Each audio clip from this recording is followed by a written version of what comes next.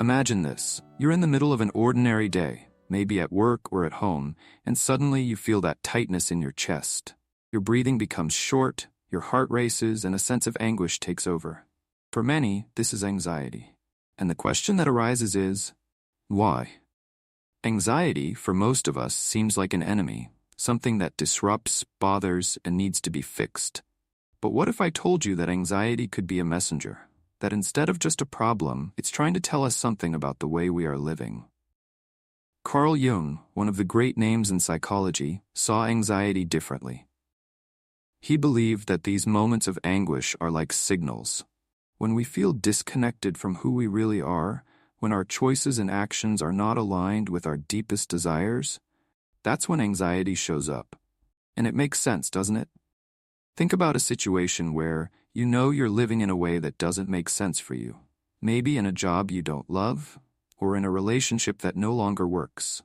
In these situations, anxiety is like a warning light, telling you that something needs to change.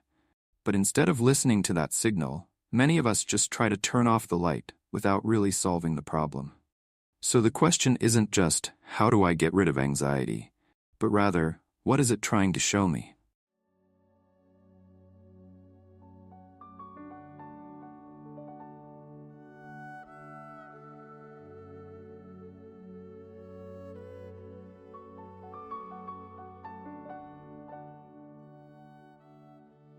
Carl Jung had a unique way of looking at anxiety.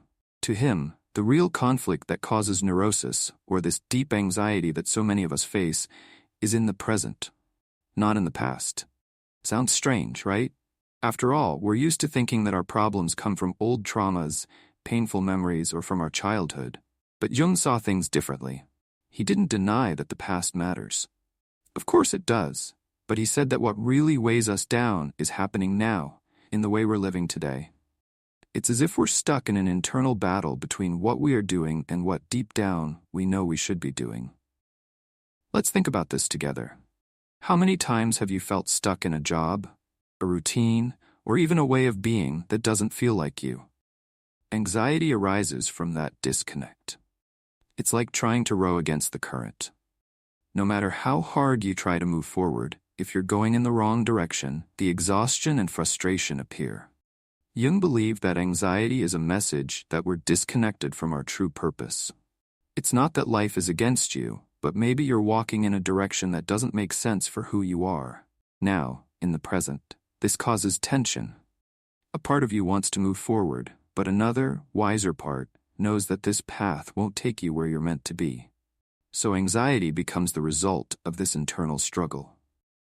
A reflection of the conflict between the life we are living and the life we perhaps should be seeking.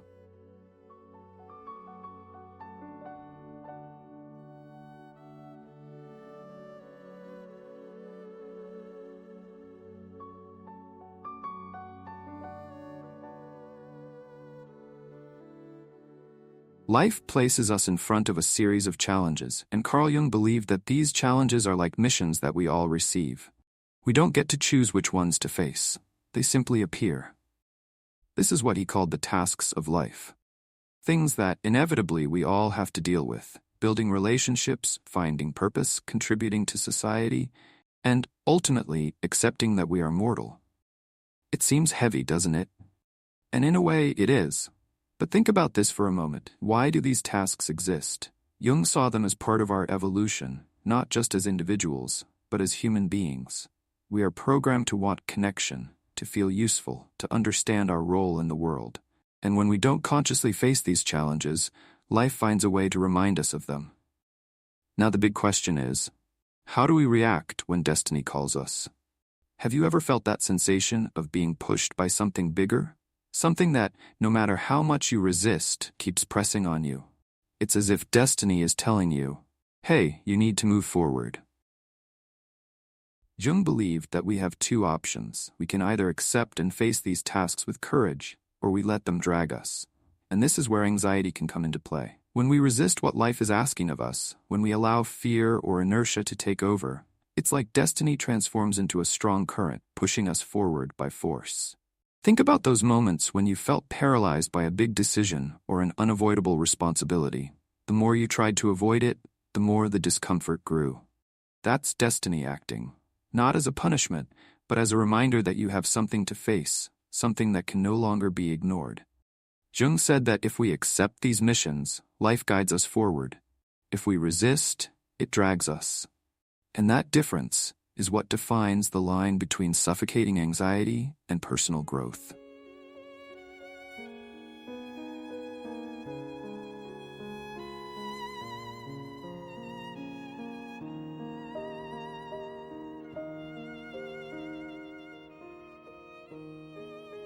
Now here's something interesting. Often, what holds us back from dealing with anxiety isn't the world around us. It's not our circumstances. It's ourselves. Jung talked a lot about this, the role of inertia and self-sabotage. You know those days when you just can't get out of bed? Or when you know you need to make an important decision, but you keep stalling? This isn't laziness in the usual sense. It's something deeper. It's the human tendency to avoid discomfort at all costs. And ironically, by doing that, we're creating even more discomfort. It's like when you see a pile of things to do and think, I'll leave this for tomorrow. The problem is when tomorrow comes, the weight of that pile only gets heavier. Jung said this tendency towards inertia, this paralysis, is one of the great villains behind anxiety. Because the more we delay life's tasks, the more they turn into invisible chains that hold us in place. And slowly, what was just one task becomes a mountain. And there's more. Self-sabotage kicks in when, consciously or not, we start inventing excuses. I don't have time. Things are too difficult right now. I'm not ready. It's almost like we're protecting ourselves from potential failure. After all, if we don't try, we can't fail, right? But the price of this is high. Jung said that when we avoid our responsibilities and tasks, life starts charging us in other ways. And often, that charge comes in the form of anxiety. So, what do we do about this? The first step is recognition. Admitting to ourselves that we are avoiding what needs to be done. Seeing anxiety as a signal that something important is being neglected. Because deep down, that's what inertia does. It stops us from moving forward, while at the same time creating the perfect conditions for anxiety to grow, trapping us in a cycle that only becomes harder to break the more we feed into it.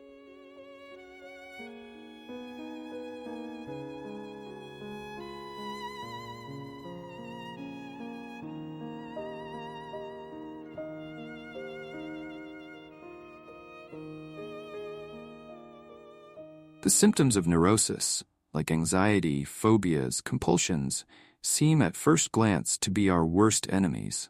They show up unannounced, disrupt our lives, and make us feel like something is deeply wrong. But according to Carl Jung, these symptoms aren't just a problem to be solved. They're actually a warning. Think of it like a flashing light. It's telling you that you're straying off course. When we feel that persistent anxiety, or when we fall into compulsive behaviors, it's as if our mind is saying, something isn't working, and you need to pay attention. Neurosis is often the way our psyche finds to scream that something in our life needs to change. Let's think about a simple example.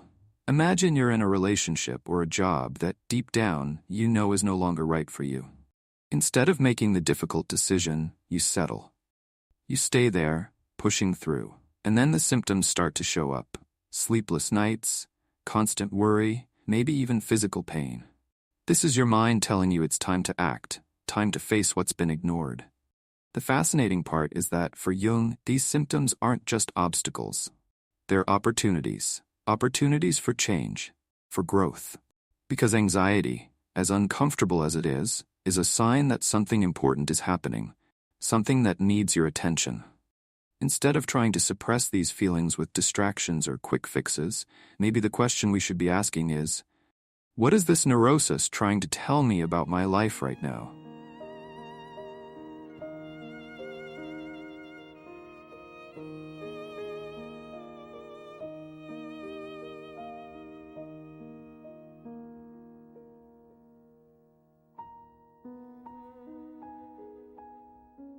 Now imagine this. You're trying to move forward, but something inside you just resists. It's like walking against the wind. The harder you push, the tougher it gets. This is the effect of regression, according to Carl Jung. When we stop facing the challenges life presents to us, we don't stay still. In fact, we start moving backward. And this has consequences. Have you ever felt out of sync with the world? Like somehow, everyone else is moving ahead, but you're stuck?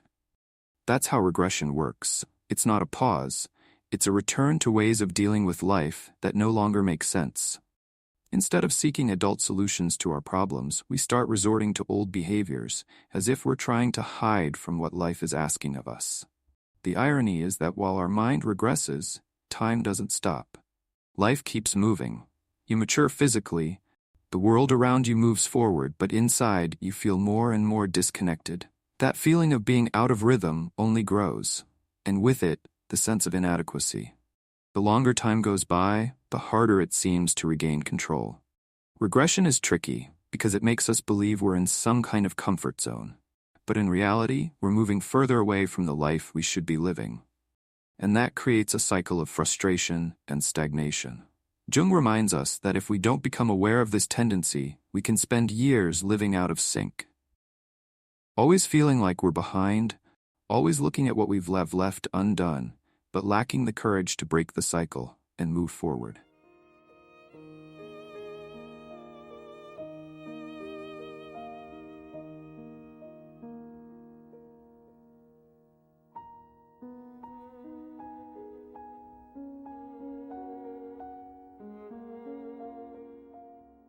When it comes to the causes of anxiety and neurosis, the answer isn't simple.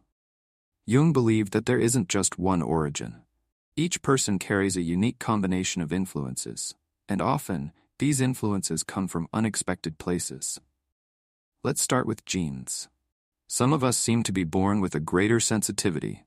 You know that baby who cries more than the others, who reacts more intensely?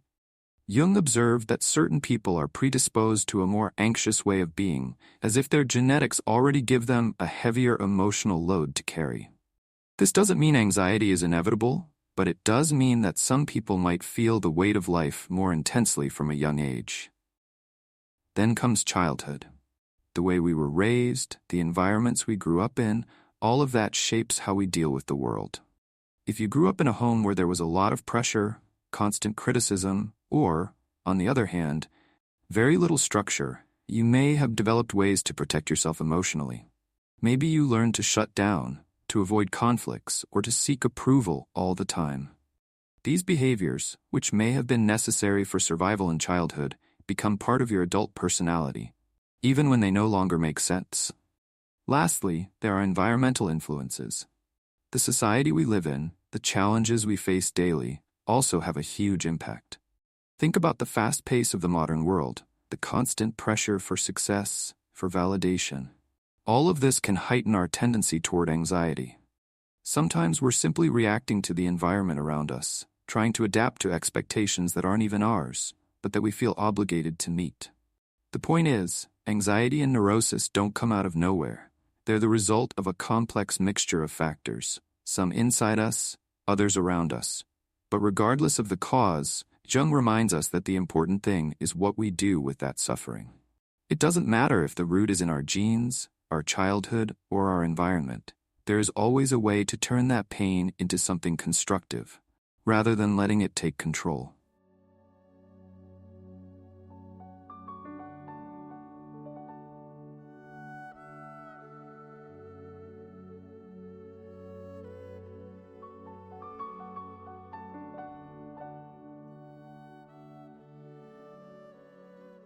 So, if anxiety and neurosis come from so many sources, genes, childhood, environment, the big question is, how do we break this cycle? Carl Jung had an answer that, at first, might surprise you. He didn't believe in digging endlessly through the past, revisiting every childhood event, or reliving old traumas. For him, the way to escape neurosis wasn't by looking back, but by moving forward. Jung talked about the importance of building something new. Think of it like renovating a house. Sometimes, fixing the cracks in the walls isn't enough. You need to look ahead, plan, and create something different. Something stronger. The same goes for life. To overcome anxiety and neurosis, Jung believed we must develop a new attitude, a new way of facing our challenges. But that doesn't mean it's easy. Breaking the cycle of neurosis requires courage. It's like facing an unknown path where you know the old answers don't work anymore, but you're still unsure of what the new ones are. Jung believed that to truly grow, we need to accept this uncertainty and allow ourselves to evolve in directions we haven't explored yet. And this new attitude comes from a simple place: looking toward the future. Asking questions like, what do I want to build? What's the next step, no matter how small, that can pull me out of this stagnation? It's not about running from the past, but about no longer seeing it as the only place where answers lie. For Jung, the key was action. Change, even if it's gradual.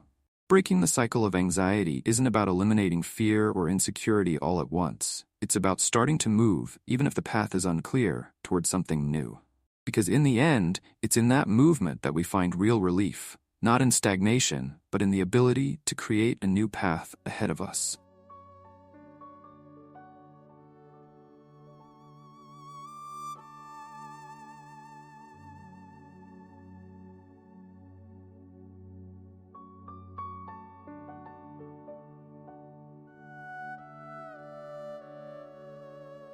Throughout this video, we've talked a lot about anxiety, neurosis, and how Carl Jung viewed these states that are so common in modern life. But now that we're reaching the end, it's time to look at anxiety in a different, perhaps even revolutionary way. What if, instead of seeing anxiety as a burden, we saw it as a path to transformation? Because deep down, that's what Jung believed. He saw anxiety not as an enemy, but as a signal. A warning that something inside of us, something essential, needs to change. Think about it. Every time you feel that tightness in your chest, that restlessness, maybe it's your very self telling you that it's time to grow, to break away from what no longer serves you. Anxiety, when viewed from this angle, isn't something to be avoided or silenced. Of course, it can be uncomfortable, even paralyzing. But it can also be a guide. It shows you where there is a disconnect between how you're living and what you truly desire. It's like an emotional GPS that, even while making you feel uneasy, is pointing you toward where you should go. And that changes everything. Because instead of fighting against anxiety, trying to push it away or hide it, you can start listening to what it's trying to tell you. You can ask yourself, what in my life isn't aligned with who I am? What do I need to face, even if it's difficult, to live in a way that feels more authentic? Jung reminds us that personal transformation rarely comes from easy moments. It often comes from pain, doubt, and anxiety. These are the moments that push us to evolve. If you've been feeling these signals, maybe you're on the right path. Maybe you're on the verge of a leap in growth. And here's the final reflection. What is your anxiety asking you to transform?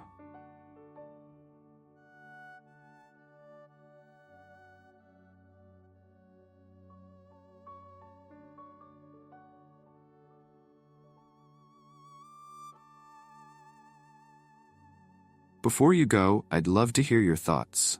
Did this video get you thinking about your own journey? Share your insights in the comments below. And if you found this helpful, don't forget to like, subscribe, and hit the notification bell so you don't miss out on future videos. Let's keep exploring these ideas together. See you in the next one.